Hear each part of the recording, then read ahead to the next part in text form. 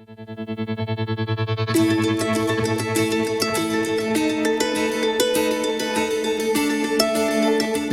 bak det å lage en møteplass hvor norske og estlandske bedrifter møtes, har sin bakgrunn i de 12 årene jeg har jobbet med blant annet Baltikum. De tenker veldig norsk, de er veldig pålitelige og ønsker å levere gode produkter. Og med bakgrunn i det så har jeg jo veldig lyst til å prøve å få til et sted og en møteplass for ikke bare de store norske firmaene som har vært og kjøpt ting der i mange år, men kanskje også for små og medium store norske bedrifter som etter min mening på denne måten kommer til å øke sin fortjeneste. Hvis du ser på en estisk bedrift som kanskje ikke har ressurser, de ser på det som problematisk, så vil jo dette være en gyllen mulighet til å kunne møte helt spesifikke norske bedrifter som ønsker å kjøpe deres produkter.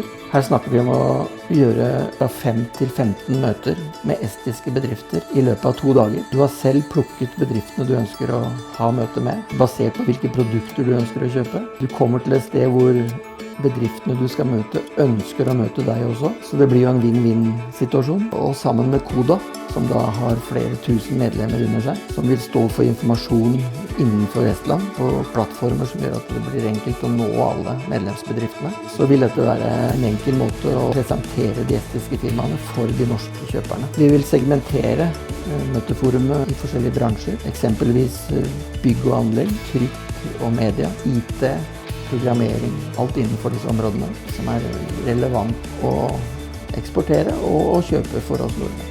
Jeg heter Thomas Berg-Sandnes. Jeg eier ETA Norge.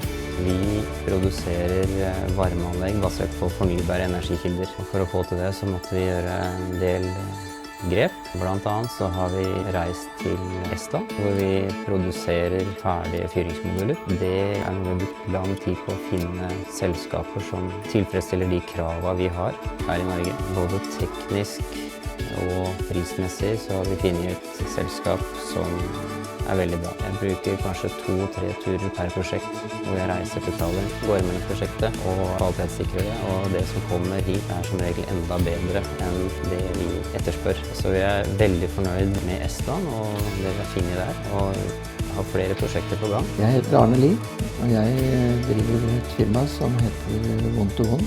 Jeg har gjort det i mange år. Grafisk marked i Norge har gått ned de siste 10 årene. Så jeg har bakgrunn i det startet å kjøpe mye tjenester fra utlandet.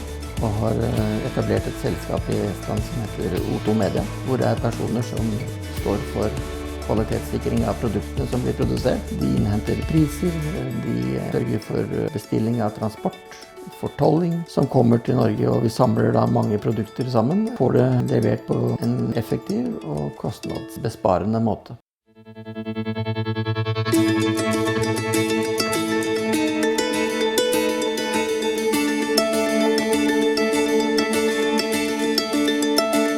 Esindan TAG Reklaami, Viljandis asuvat valgusreklaami ettevõtet, kes tegutseb Eesti turul juba aastast 2002.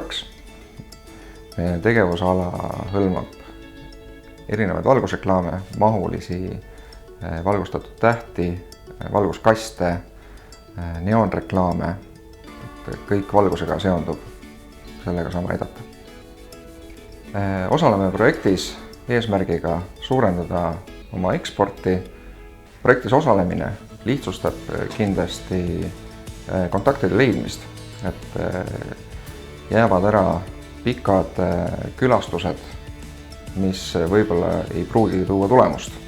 Ka teistpidi, et Norrast leitakse üles õiged kontaktid Eestis. Me oleme Eesti üks suurimaid trükiettevõtteid ja tegeleme peamiselt suureformaadilise digitrükiga. Toodame kõikvõimalikke reklaami- ja müügitoetusmaterjale, sise- ja välisreklaami ning ka erilahendusi, mille lähteülesanne võib teinekord olla ka midagi sellist. Selles projektis osalemisega soovime saavutada uusi ja pikaajalisi suhteid Norra ettevõtjatega, kelle vajadused kattuvad meie poolt pakutavaga. Tavaliselt mitmepäevased või mitmenädalased tutvustamistuurid on väga ajamahukad, mistõttu säärane ühepäevane koosolekute ralli võimaldab alles jätta kõige hinnalisema väärtuse, aja. Peatse kohtumiseni!